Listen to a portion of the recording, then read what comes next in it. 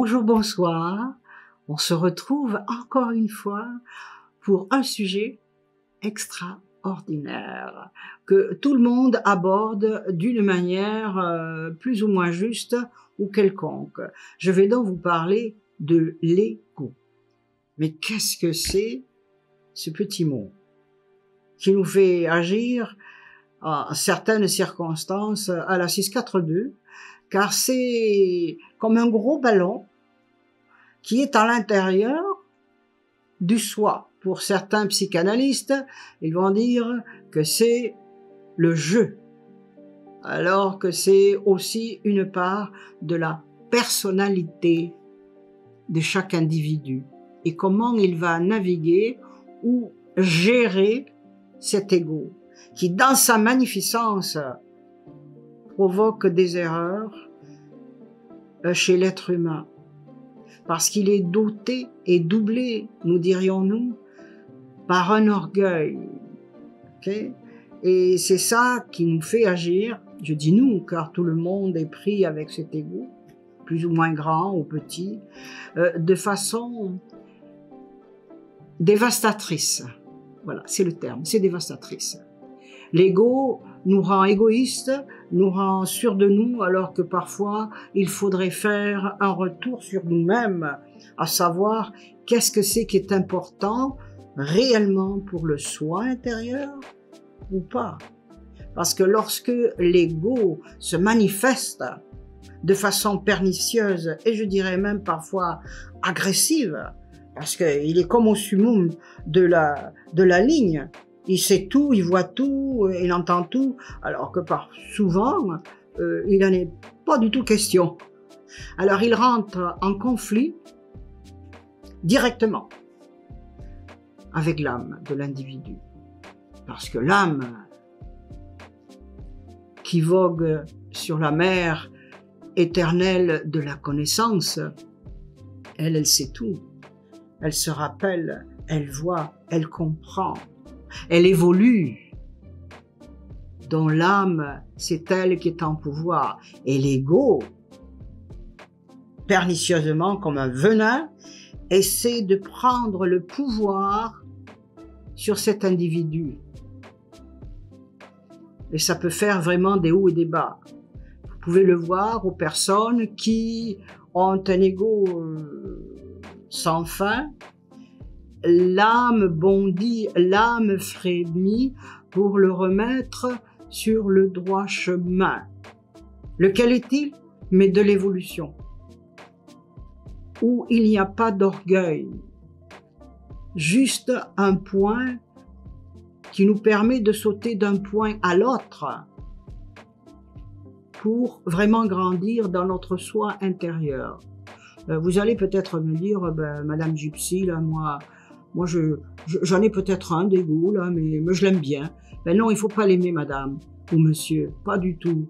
Il nous fait faire, à nous tous, et moi-même y compris, lorsque nous n'y prendrons pas garde, des erreurs de jugement, des erreurs humanitaires.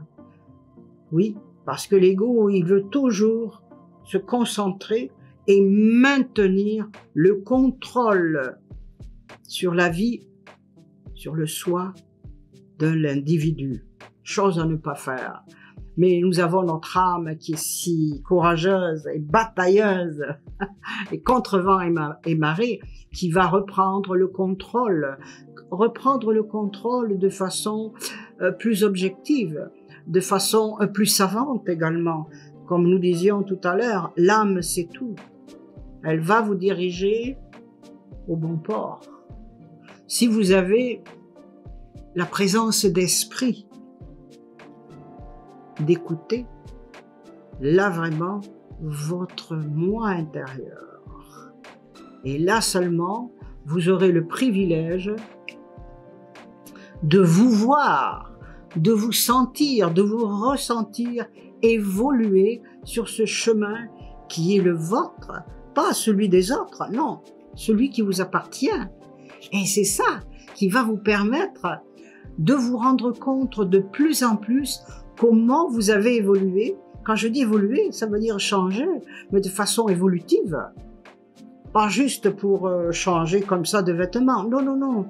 Il ne s'agit pas de ce changement, absolument pas.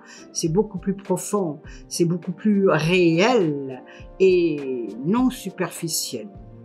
Alors, lorsque les gens parlent de l'ego, eh bien, restez un peu en retrait, écoutez, observez, analysez, faites la part des choses.